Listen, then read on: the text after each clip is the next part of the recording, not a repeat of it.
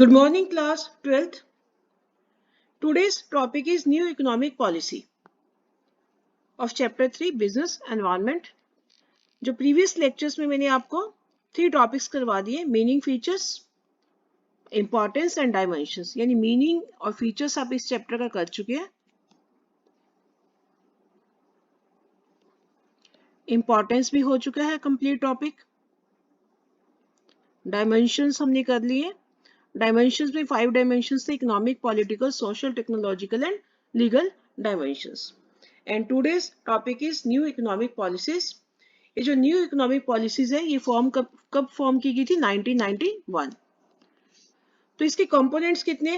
There are 3 components. LPG मैंने पहले भी आपको इस चैप्टर में बताया. L stands for liberalisation, P for privatisation and G for globalisation. तो तीनों जो न्यू इकोनॉमिक पॉलिसीज के मेन 3 कंपोनेंट्स है एलपीजी. तो इन तीनों का मीनिंग क्या है? लिबरलाइजेशन का मतलब क्या है कि end of licence quota and many more restrictions and control which are put on industries before 1991. कहते लिबरलाइजेशन का मतलब है कि लाइसेंस कोटा को खत्म करना. जितना भी कोटा था, जितनी भी लाइसेंस प्रोसीजर थी, जो कि 1991 से पहले जो इंडस्ट्रीज पे जितने भी कंट्रोल्स थे, पाबंदियां थी, रेस्ट्रिक्शंस थी, उन सबको फिनिश करना, खत्म करना. लिबरल मीन्स फ्रीडम देना. Indian companies got liberalisation in the following veg.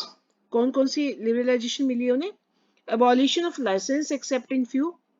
कहते अधिकतर जितने भी बिजनेसेस थे उनमें से लाइसेंस प्रोसीजर को खत्म कर दिया गया, अबॉलिश कर दिया गया, कुछ एक में रखा गया licence. Second is no restriction on expansion और कॉन्ट्रैक्शन ऑफ बिजनेस एक्टिविटीज. यानी बिजनेस एक्टिविटीज की रिस्ट्रिक्शंस, एक्सपेंशन और कॉन्ट्रैक्शन यानी उसके बढ़ाने में और कम करने में, यानी उसको जो है उसका साइज को कम करने में कोई भी तरह की अब रिस्ट्रिक्शंस नहीं है, कोई भी पाबंदी नहीं है. Next third point, reduction of tax rate and lifting of unnecessary control over the economy. यानी जितना भी इकोनॉमी के ऊपर अननेसेसरी कंट्रोल था उसको हटा दिया, टैक्स रेट को कम कर दिया गया.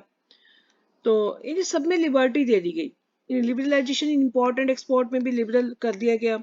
Easy and simplifying the procedures to attract foreign capital in India. यानी अगर फॉरेन कैपिटल को, यानी फॉरेन इन्वेस्टर्स को जो है अट्रैक्ट करने के लिए जो फॉरेन इन्वेस्टमेंट को जो है उसकी प्रोसीजर को सिंप्लीफाई कर दिया गया, ताकि लोग जो फॉरेनर्स है हमारी कंट्री में, एनआरआईज जो पैसा इन्वेस्ट कर सके. Freedom in movement of goods and services. Goods और सर्विसेज की मूवमेंट में फ्रीडम देना. and freedom in fixing the prices of goods and services. तो these are the points of liberalization जो कि industries को दे दी गई थी, छूट दे दी गई थी. Now second one is privatization. As name shows, privatization means giving greater role to private sectors. In private sector के role को importance देना and reducing the role of public sector. Public sector के role को reduce करके private sector को importance देना. इन privatization का जमाना आ गया. तो to execute policy of privatisation, यानी government took the following steps. अब कैसे प्राइवेटाइजेशन के लिए गवर्नमेंट ने क्या क्या स्टेप्स उठाए? Point 1, disinvestment of public sector. यानी पब्लिक सेक्टर को प्राइवेट सेक्टर में कन्वर्ट कर देना. यानी transfer of public sector enterprise to private sector. And second one is setting up a board of industrial and financial reconstruction. This board was set up to revive और close sick units in public sector enterprise suffering losses. यानी और क्या setup किया गया? BIFR. BIFR क्या होता है? Board of industrial and financial reconstruction. इस बोर्ड का मेन पर्पस क्या है? जितने भी सिक यूनिट्स हैं, ये सिक यूनिट्स कौन से होते हैं? सिक यूनिट्स वो होते हैं जो पिछले 4-5 सालों से लगातार लॉस में चल रहे हैं. यानी जो इंडस्ट्रीज, जो बिजनेसेस लगातार पिछले 4-5 ईयर से लगातार लॉस में जा रहे हैं, they are not earning profit. तो उन यूनिट्स को क्या बोला जाता है? उन्हें बोला जाता है sick units. These units are known as sick units. तो यानी इसलिए सिक यूनिट्स को रिवाइव करने के लिए तो क्या किया गया? BIFR का जो गठन किया गया. Now next point is dilution of stake of the government. If in the process of disinvestment private sector acquires more than 51% share. कहते एक और किया कि गवर्नमेंट के जो हिस्से को कम करना, डाइल्यूट करना, कम करना स्टेक को, हिस्से को. तो कैसे किया गया कि if in the process of disinvestment, disinvestment में क्या था कि पब्लिक सेक्टर को ट्रांसफर कर देना प्राइवेट सेक्टर में। अगर जो डिसइन्वेस्टमेंट प्रोसेस में private sector acquire more than 51% share, then it results in transfer of ownership and management to the private sector। यानी प्राइवेट सेक्टर के अगर 51% से ज्यादा शेयर है तो हिस्सेदारी किसकी ज्यादा मानी जाएगी, ऑनरशिप किसके पास जाएगी और मैनेजमेंट किसके पास जाएगा, प्राइवेट सेक्टर के पास ही जाएगा। जिसके पास 51% से ज्यादा शेयर है ऑनरशिप उसी की होगी। Now third point is globalisation.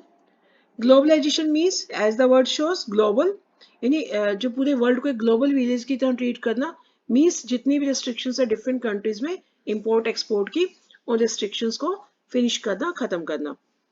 तो it refers to integration of various economies of world. तो यानी पूरी वर्ल्ड को इंटीग्रेट करना, यूनिफाई करना, उसमें एकता लाना। तो till 1991 Indian government was following strict policy regard to import. कहता 1991 तक तो जो हमारी इंडियन गवर्नमेंट थी उसने जो है इंपोर्ट के ऊपर कुछ पाबंदियां लगा रखी थी, स्ट्रिक्ट पॉलिसीज अडॉप्ट करती थी, फॉलो करती थी।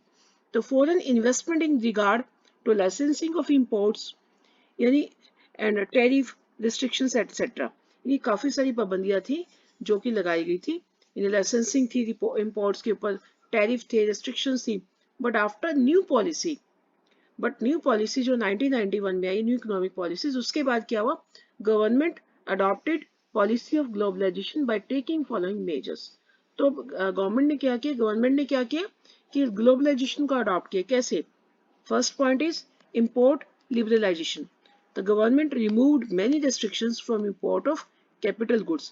कैपिटल गुड्स होते हैं जैसे मशीनें वगैरह होगी, तो उनके ऊपर गवर्नमेंट ने, उनके इंपोर्ट के ऊपर गवर्नमेंट ने काफी रिस्ट्रिक्शंस को रिमूव कर दिया।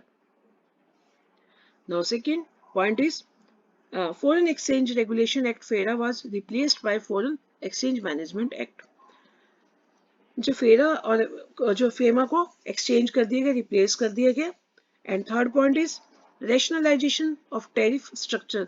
जो टैरिफ स्ट्रक्चर है उसमें भी कुछ चेंजेस किए गए। And abolition of export duty को खत्म कर दिया गया, रिडक्शन ऑफ इंपोर्ट ड्यूटी को कम कर दिया गया।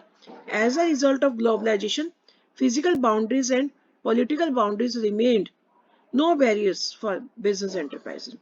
यानी ग्लोबलाइजेशन का रिजल्ट क्या हुआ, जितनी भी फिजिकल बाउंड्रीज थी, पॉलिटिकल बाउंड्रीज थी, उनमें कोई भी मतलब बैरियर नहीं, सब खत्म कर दिया गया। यानी whole world becomes a global village. तो today you have to do these economic policies points LPG, and you have to write all these points in your notebook. Thank you and have a nice day.